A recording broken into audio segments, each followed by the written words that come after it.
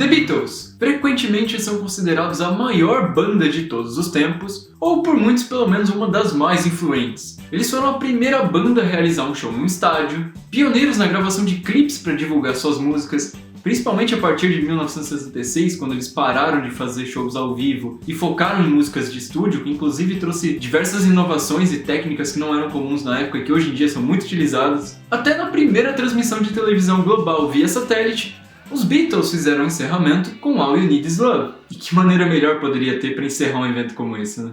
Mas, e no cinema? Será que os Beatles tiveram o mesmo impacto?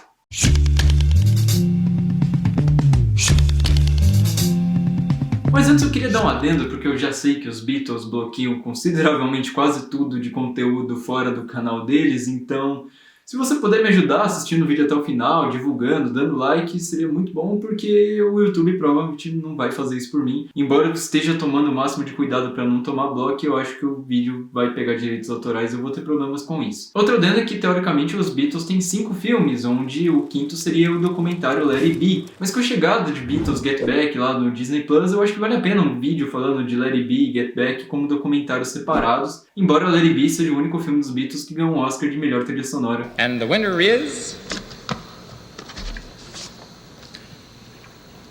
The Beatles for Let It Be. Mas, sem mais delongas, vamos para o primeiro filme. A Hard Day's Night. A Hard Day's Night foi um filme muito importante porque ele, de certa forma, inaugurou um gênero que se popularizou anos depois com The Office, né, a série, que é o mockumentary. O que é o mockumentary? É uma história ficcional, ou seja, que não é real, um roteiro escrito, mas que simula um documentário da vida real. E A Hard Day's Night é um filme que emula como foi os bastidores ali da vida dos 4 Beatles antes da sua famosa apresentação ali no Ed Sullivan Show, no auge da Beatlemania. Então o diretor, Richard Lester, faz algo muito interessante de sempre filmar com uma câmera na mão e muito próxima dos personagens, quase que colocando a gente ali junto deles vivenciando a vida de um Beatle. Isso não só é muito interessante, como foi muito inovador para a época e trouxe um gênero novo para o cinema. Fora que o filme também foi inovador com a ideia de clipes, que eu falei, videoclipes de música, porque é muito comum no próprio filme, naquela época ali, quando a gente tá tendo um número musical ali dos Beatles, a história para, a gente vê eles tocando a música e é isso que acontece, como o padrão. Mas em Can't Buy Me Love, que é uma música fenomenal, inclusive, do disco A Hard Day's Night, a gente vê eles simplesmente brincando ali num clipe editado no ritmo da música. Coisa que anos depois seria extremamente popular, MTV, clipes de música no geral. I don't care too much for money, money can buy me love. E eu acho que até os próprios Beatles usaram isso de referência nos clipes que eles fariam posteriormente, depois que pararam ali de fazer show, como eu já falei, em 1966, e particularmente é o período que eu mais gosto dos Beatles. What kind of girls do you prefer? My wife. Your wife. What kind of girl is she? She's a nice girl. What kind of girl do you like? John's wife. Os Beatles ali naquela época eram muito conhecidos por dar essas entrevistas bem engraçadas, fazer diversas piadas que a imprensa adorava, e o filme traz muito disso, com cenas que realmente são muito engraçadas até hoje, vou deixar algumas aí de exemplo. Have you any hobbies?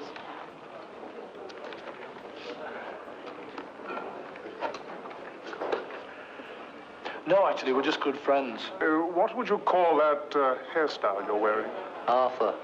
Do you often see your father? No, actually, we're just good friends. E outra coisa que já é presente nesse filme é uma espécie de humor nonsense que não faz muito sentido, que seria muito mais utilizado lá na frente, e inclusive se assemelha muito com o tipo de humor que a gente tem hoje em dia. Mas eu ainda tenho algumas questões com a montagem do filme, tem algumas cenas de diálogo que eu acho extremamente mal editadas, são uns cortes realmente muito ruins, embora ele seja precursor nessa ideia de mockumentary, de simular um documentário, isso realmente é muito interessante para a linguagem. Até a fotografia do filme é bem inventiva em vários momentos, mas eu real não gosto da montagem e alguns diálogos também não gosto muito. Mas apesar desses probleminhas, o filme já foi indicado a 2 categorias do Oscar. Melhor roteiro original, obviamente por conta dessa ideia de simular um documentário, sendo que era um filme ficcional. E a segunda, obviamente, trilha sonora, pro George Martin, né, que era o produtor musical dos Beatles. Eu sei que muita gente considera o Brian Epstein, que era o empresário dos Beatles no começo, como o quinto Beatle, mas o George Martin que é o verdadeiro quinto Beatle.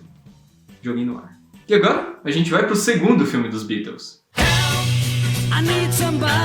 Também dirigido por Richard Lester. E Help foi ainda mais para esse lado da comédia, mais pastelona, humor físico. Embora ainda seja muito divertido e realmente os quatro são muito carismáticos, Help já tem um roteiro bem mais fraquinho e até a maneira que o filme tenta introduzir as músicas na trama é bem desconexo e bem forçado. Raramente faz sentido, alguns clipes até tem uma pequena lógica ali ou outra, tipo quando eles estão gravando no estúdio, mas a historinha de uma seita religiosa que quer roubar o anel do Ringo Starr para fazer um sacrifício é uma trama que chega a ser até preconceituosa de certa forma com religião e traz várias piadas que também não são tão engraçadas. A união, como eu já falei, música e história é bem mais fraco. O roteiro de Hard Day's Night era muito mais criativo e interessante, até por simular a vida real, e esse filme já conta com alguns momentos bem ruins, até tecnicamente tem uns momentos de voice-over, porque provavelmente tinha dificuldade de captar o som em cenas que são mais distantes, então você nota que foi gravado depois e é bem ruinzinho mesmo. Porém, o Help ainda tem alguns momentos bem legais de humor, mais nonsense ainda do que aquele lá que eu gosto muito, tipo essa piadinha do intervalo que eu acho bem legal. End of part 1. Intermission.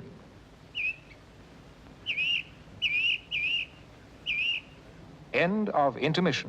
Part 2. E algumas piadas mais absurdas e situacionais também lembram muito o humor que viria mais pra frente com Monty Python, que inclusive é um grupo que o George Harrison apoiava muito, inclusive financiou alguns dos filmes, como A Vida de Brian. E também os filmes americanos de piadas nonsense, tipo Apertem o Cinto, Seu Piloto Sumiu. Esse tipo de piada tem muito no Help. Também foi um dos precursores nesse sentido, que é bem bacana. Mas outra coisa bem legal é que, apesar da maneira meio preconceituosa que ele lida com religião, foi aí que o George Harrison foi introduzido à cultura indiana, coisa que mudou consideravelmente o seu lado musical mais pra frente, e principalmente no próximo filme / disco que eu vou abordar.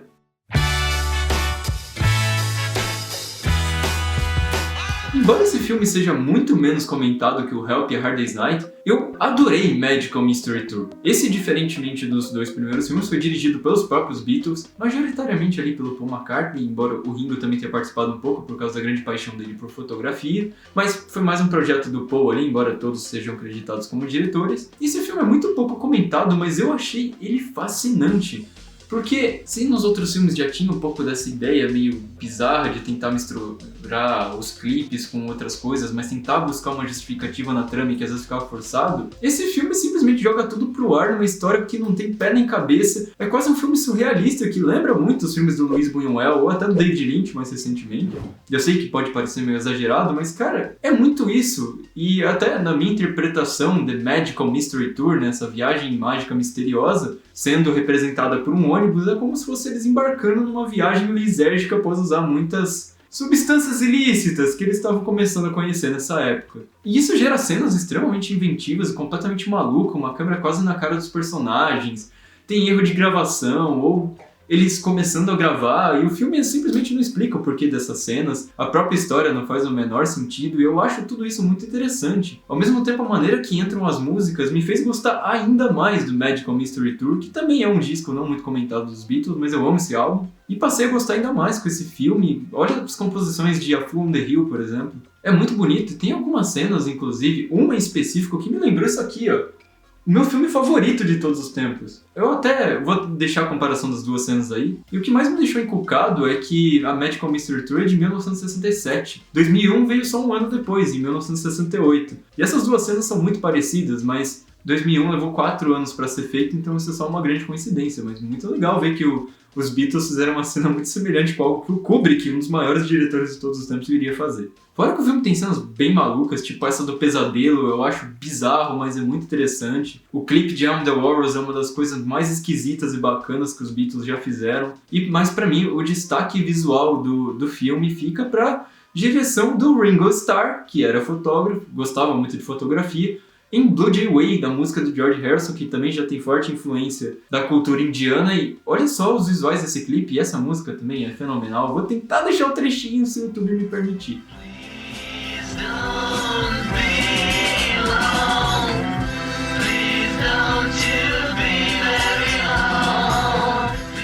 Enfim, pouca gente comenta sobre esse filme, mas eu achei ele realmente genial, assim, embarcar nesse mundo de fantasia e surrealismo com muito uso de substâncias ilícitas. Foi muito interessante e eu passei a gostar muito mais dos Beatles depois desse filme, embora ele não seja tão comentado como A Hard Day's Night e Help. Eu admito que desses três foi o meu favorito, mas o melhor de todos ainda está por vir.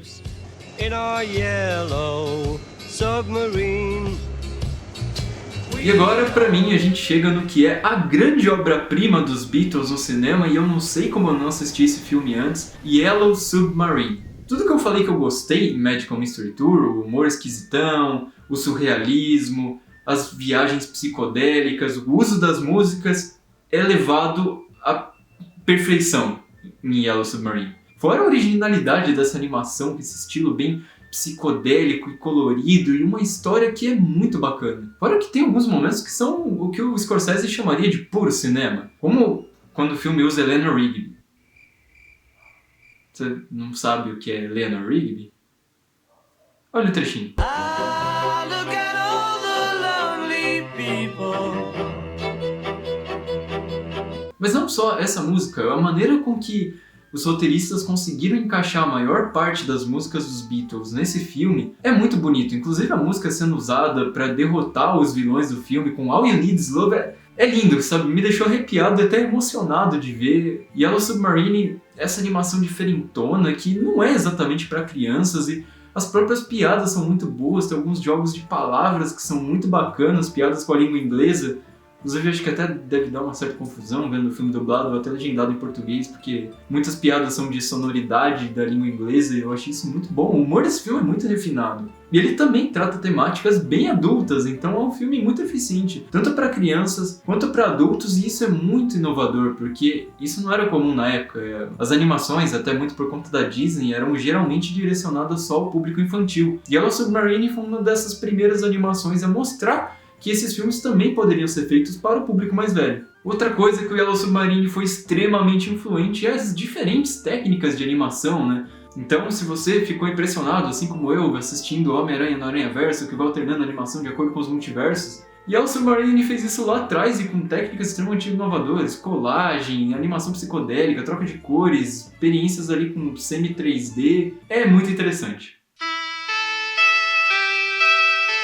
Os Beatles definitivamente foram uma das mais importantes bandas de todos os tempos e trouxeram inúmeras coisas que a gente usa até hoje, e a jornada deles no cinema é igualmente interessante, então eu recomendo que você procure um pouco desses filmes, se divirta, até porque eles são filmes bem leves e divertidos de assistir. Magical Mystery Tour tem menos de 1 hora, pra você ter uma ideia. Yellow Submarine é uma animação que eu acredito que se você começar vai ser muito difícil parar, porque ela é extremamente interessante, tanto visualmente quanto pelo uso das músicas. E ouça os álbuns dos Beatles, né?